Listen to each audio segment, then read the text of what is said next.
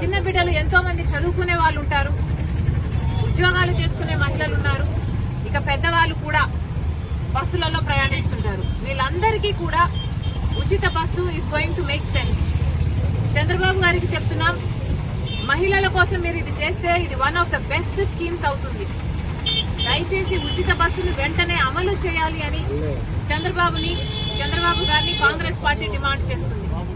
మహిళలకు ఇప్పటికే చాలా ఇబ్బందులు ఉన్నాయి. ఒక్క రకంగా కూడా చంద్రబాబు గారి ప్రభుత్వం ఆదుకోవటం లేదు. ఫ్రీ సిలిండర్లు అన్నారు, గ్యాస్ సిలిండర్లు ప్రతి నెల 860 రూపాయలు పెట్టి గ్యాస్ సిలిండర్ కొనాల్సి వస్తుంది.